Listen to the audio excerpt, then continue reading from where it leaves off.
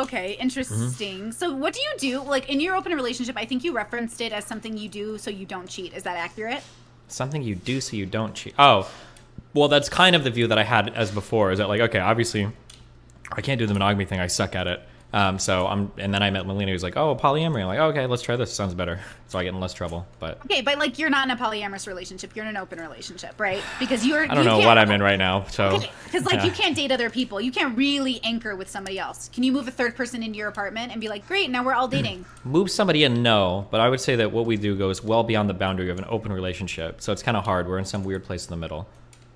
I guess. I mean, it's not that you can't be romantic with your lovers, right? Like, you can be well, very French typically, about it. people would say that, like, that's not, like, so where me and Melina are at right now, like, we can take, like, a 3 or 4 day trip with somebody and spend time doing things. People generally wouldn't consider that, like, an open relationship. Like, that's well beyond the boundaries of just, like, hooking up with somebody. But also, it's not really quite, like, polyamory either, because they're not, like, moving in and being, like, a third person. But, so it's kind of weird. We do shit. It's somewhere in between those two worlds. I'm gonna save all of you. I'm gonna save the whole fucking internet right now. That is an open relationship. An open relationship is I'm not going to like mix my finances and move in with you, but like yeah, we can spend time together. We're adults. If we're gonna go on vacation and fuck, we might as well go on vacation and fuck. But like that doesn't mean I'm gonna leave my wife or husband for you. It doesn't mean that we're gonna now start a life together. Sure. That's okay, and it might be the case for you, and maybe I would even defer on your anecdotal experience because you talk to more people like this. But in my life, I have never met somebody that does an open relationship that would be okay with their partner taking a 3-day trip to like another country with a fuck buddy. I've never heard that in my life. But but maybe for you, for open that you've heard, maybe people are like that. But when I hear open relationships described, or when I talk to people that have been in open relationships,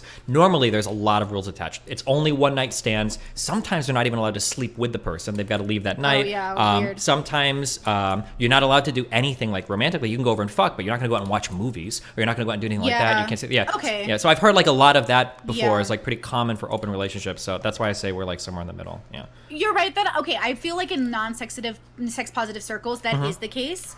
Where they're like, don't sleep with them, don't spend time with them. But in sex positive circles, in that bubble, yes, it's very normal to treat your lovers like good people. You don't want to abuse them. Yeah, like sure. you don't want them to feel like just like a piece a of sex fucking object. meat. Yeah. Yeah, because like, well, unless you want to, but like that's no fun, really. Like, you know what I mean? It's kind of like, oh, that makes me feel gross instead of lovely or having a good time. It also builds resentment, I find. This is how I feel about people that look for unicorns for threesomes. I think it's super gross.